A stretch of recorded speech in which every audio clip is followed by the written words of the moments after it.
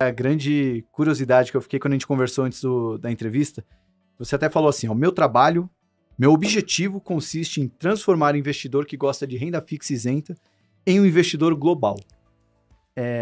Várias perguntas dentro disso. Como fazer isso? É fácil fazer isso? Como manter esse investidor com a cabeça global? Enfim, como é que é esse trabalho? Tá. Eu falei isso para você, é meio anedótico, mas ela tem um fundo de verdade. Então, quando a família chega a nós, uma nova família, normalmente a alocação a Brasil é muito alta, muito elevada, em 50%, 60%, 70%. E o Brasil é um país que, historicamente, né, desde o Plano Real, teve juros muito altos também. Então, assim, é natural que o investidor brasileiro seja, de certa forma, um pouco viciado nessa classe de ativo, que é o que a gente chama da renda fixa brasileira. A isenção é a cereja no bolo para tornar algo que já é atrativo ainda mais atrativo, né? A gente acha que nem precisaria ter, né? O próprio patamar de juros já é algo que a gente vê com muita preocupação, quase que um sinal de um país que é doente, né? Um país que tem esse nível de taxa de juros real. O que a gente tenta fazer é pegar esse investidor, está acostumado, porque, né, são 30 anos, vieram agora as comemorações do Plano Real, 30 anos de juros estratosféricos, e mostrar para esse investidor que o mundo é muito maior que o Brasil. Independente de você acreditar mais ou menos no Brasil, a gente acredita no Brasil, a gente acha que, né, somos brasileiros com orgulho, entendemos que o Brasil tem excelentes companhias, excelentes empresários, né? A nossa base de clientes é uma base que nos orgulha, né? A gente trabalha com isso em mente, né? Que a gente tem uma base de clientes que a gente tem um dever fiduciário de atendê-los, mas o mundo é muito maior que o Brasil. E eu vou trazer alguns dados que, assim, que mostram um pouco de por que a gente parte de uma outra ótica, né? A gente parte assim, o Brasil é 2% do PIB global, 1% do market cap global, se você pegar assim, né, o market cap de todas as empresas, ainda mais depois dessa década que o Brasil ficou muito depreciado e que os Estados Unidos foi super bem. Então o Brasil é 1% do market cap global, soma todas as empresas listadas, né, por market cap, 2% da dívida global. Então a gente parte muito dessa referência. O Brasil é pequeno, né? Então, assim, a gente tenta mostrar para o investidor, você pode olhar a alocação, começar sobre uma outra ótica. Normalmente o brasileiro ele olha assim, a alocação local, a alocação offshore. A gente tenta contextualizar o Brasil no mundo. E aí, de fato, é uma coisa muito pequena. Outros dados que são interessantes, assim, você tem 55 mil empresas listadas no mundo. É um pouco mais que isso.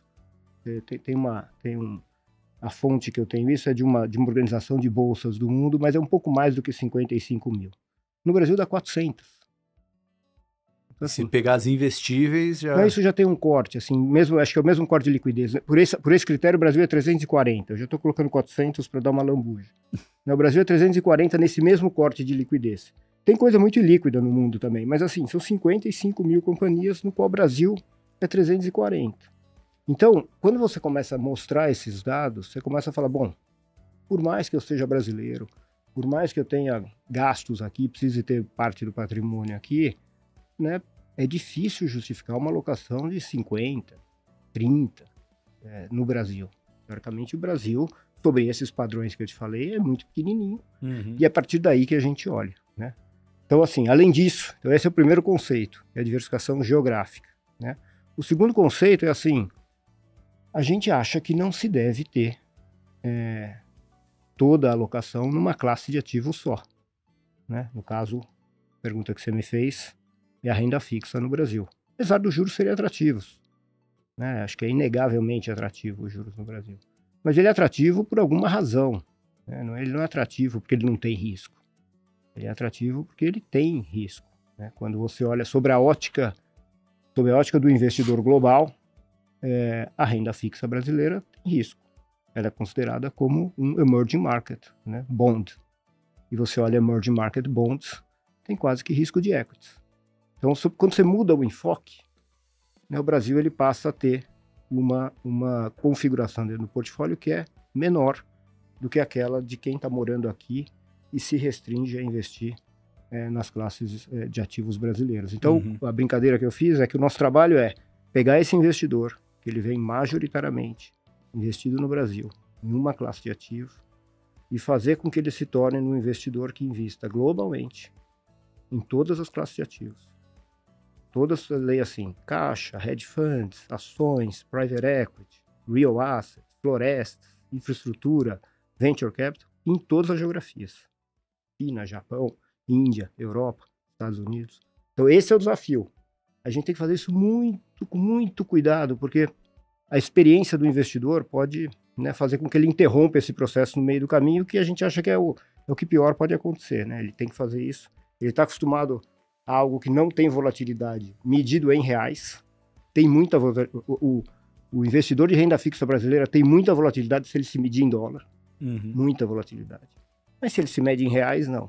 Então você tem que fazer essa transição do investidor que está investido em renda fixa em reais para o investidor global que vai se medir numa moeda forte. Então essa foi um pouco da brincadeira que eu fiz com você. Boa.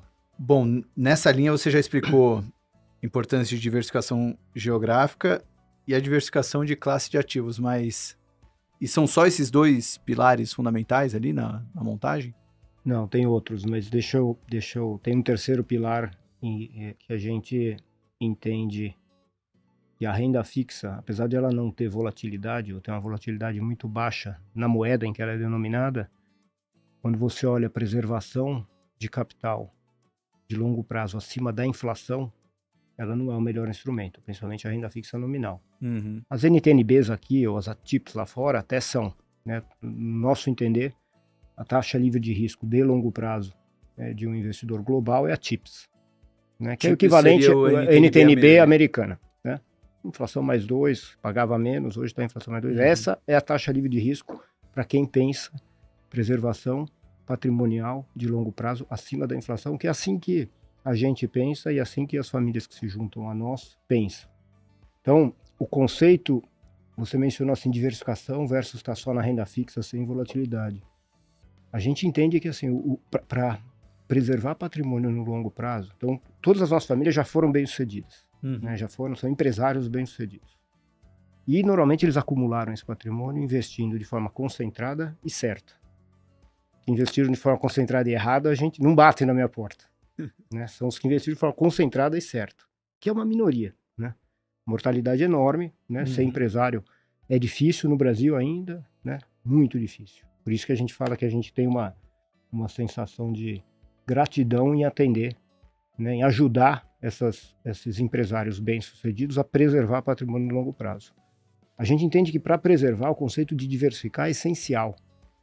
Essencial, Salomão. Então assim, estar numa classe de ativo só, para a gente é um risco. É um risco, seja ela qual for. Por mais segura que ela possa parecer. Mas mesmo a taxa de juros americana. Olha o que aconteceu de 2008 até a pandemia, até logo depois da pandemia, quando os juros subiram, o investidor de renda fixa americana perdeu 2% ao ano para a inflação todo ano.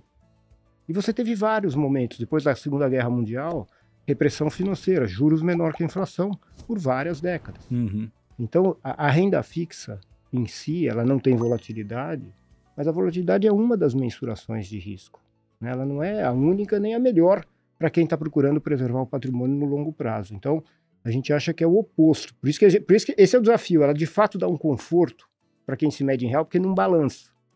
Mas quando você vai mostrar que, primeiro, o real, apesar de ser uma moeda, né, relativamente estável perto do que já foi, né, perto do que existia antes do real no Brasil, é a moeda com a primeira ou a segunda maior volatilidade do mundo. Então, assim, é uma moeda muito volátil. Muito volátil. Então, você preservar patrimônios grandes, quando você está pensando multigeracionalmente, numa moeda, que é a moeda mais volátil, a segunda mais volátil do mundo, é assim que você quer medir o teu patrimônio? Por que você, né? Só porque você é brasileiro, você escolheu o real para medir. E aí, dentro do Brasil, você escolheu a renda fixa porque ela não balança. Mas, de novo, é uma coisa de ponto de observação. Se você mudar o teu ponto de observação para o dólar, a renda fixa brasileira é muito volátil. É muito volátil. Aliás, outro dia eu estava com uma família que era um corte, assim, dava uns 10 anos. E os nossos patrimônios são majoritariamente investidos fora do Brasil, ainda que tem um pedaço de Brasil. E tem um pedaço do CDI. O CDI, né, para quem se mede em dólar, era mais ou menos 10 anos, deu zero. Acho que o Cristiano Souza até trouxe essa informação A gente fez uma reunião com os assinantes do M3 Club, no final do ano passado, e o Cristiano Souza estava aqui no Brasil, né, o gestor lá da Zeno, que foi um dos episódios mais bombados do ano passado. Muito bom, eu gostei, foi muito foi pra gente como investidor de ações, tem alguns papos que é um divisor de águas ali. Para mim e pro Mate, esse papo com o Cristiano abriu muito a nossa cabeça, principalmente para horizonte de investimento. Mas nesse papo com os assinantes, eu acho que ele trouxe esse dado, eu acho que era 10 ou 15 anos, era um período CDI longo. em dólar é zero. É. E o outro dado que ele trouxe interessante foi que desde a época de Dynamo, ele investia 100% do capital dele no Dynamo Cougar, né? E depois ele sempre investiu no fundo que ele tocava. Mas como ele sempre teve essa cabeça de formação de patrimônio, então ele fala, como investidor, eu tenho meu dinheiro no fundo. Como uma pessoa que quer montar um patrimônio para as minhas próximas gerações, né? Meus filhos, meus netos, eu sempre busquei dolarizar a minha carteira. Porque em termos de construção de patrimônio, você ficar unicamente exposto a uma moeda tão volátil como o real. Então ele fazia um swap de metade da carteira em dólar. Então é como se ele trocasse metade da rentabilidade da carteira pela variação do dólar. Eu acho que ele está absolutamente certo. Eu acho que metade talvez seja pouco. Bom, no nosso entender é pouco. O Brasil, ele tem um papel nos nossos portfólios, mas ele é um papel equivalente. Depende muito da família e da necessidade de curto prazo. Mas com uma família que está olhando no horizonte longuíssimo, que está pensando assim, de fato multigeracionalmente, o Brasil é menos de 10%. E não é porque a gente tem uma opinião sobre o Brasil. Se eu me perguntar hoje, assim, eu converso muito com gestores de equities, né? Eu acho que, assim, tá barato, as empresas estão baratas. A gente está há 10 anos né? 15 anos em que o mercado brasileiro está totalmente deprimido, múltiplos muito baixos, as empresas estão bem, né? Os balanços estão sólidos. Então a gente até é construtivo com o mercado brasileiro, mas essa visão não é porque eu sou construtivo que eu vou ter, em vez de 10, 50. Eu posso ter em vez de 10, 12, posso ter em vez de 10, 8. Né? O Brasil, ele compete nos nossos portfólios pela exposição que a gente tem a outros mercados emergentes. China, Índia, estruturalmente. A gente tem uma estrutural, são países que a gente quer estar investido no longo prazo. E vão ter ciclos. A China também não foi bem até 2023. O ano passado foi. O ano passado, dependendo do índice, foi melhor que os Estados Unidos. Ninguém fala muito, mas a China foi muito bem, principalmente no último trimestre do ano passado, e segue indo bem em fevereiro. Janeiro não, mas segue indo bem em fevereiro. Então, assim, a gente não tem muita habilidade de saber quando que o mercado vai performar bem ou mal. A gente quer estar exposto aos diversos mercados, assumindo que são mercados investíveis e que a gente está exposto, a gente investe essencialmente através de gestores, mas através dos gestores em companhias que a gente admira, né, que são geradoras de riqueza de longo prazo. Então, assim, esse é o segundo pilar do que a gente faz, e apesar de a gente tem parte do portfólio que está em renda fixa, mas a gente tem o que a gente chama lá, o que na verdade quem cunhou esse termo foi o David Swensen do Endowment de Yale, o equity bias, né? Em geral, os portfólios têm 60%, 70% investido em empresas ou ativos que tenham retorno equivalente ao de empresas. Não precisa ser só empresas. Tá?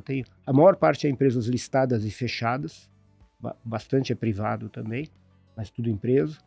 Mas, como eu disse, tem florestas, tem infraestrutura, tem real estate, né, imóveis. Então, tem ativos que tenham equity-like return, retorno equivalente ao de ações. Então, a gente tem esse viés. E não é um viés no sentido pejorativo, porque o viés, às vezes, o viés de ter 50% de Brasil, a gente acha que tecnicamente é errado. Tecnicamente é errado. Você pode justificar, porque é brasileiro, porque você quer medir teu patrimônio em reais. A gente entende que não se justifica. É difícil você perguntar. Saiu esse final de semana o relatório anual da Berkshire. Sim. 330 bilhões de caixa. Por que ele não tem caixa no Brasil? Né? Tem nada. É tão atrativo o CDI, né? Por que não tem um pouquinho? Então, assim, a gente acha errado esse viés de ter tanto o Brasil. Independente, de novo, a gente acredita no Brasil, né? A gente acha que até ser brasileiro pode até ter uma vantagem competitiva hoje em dia geopoliticamente. Mas a gente acha que como preservação de patrimônio você tem que estar em todas as geografias. Não é o fato de ter mais ou menos Brasil.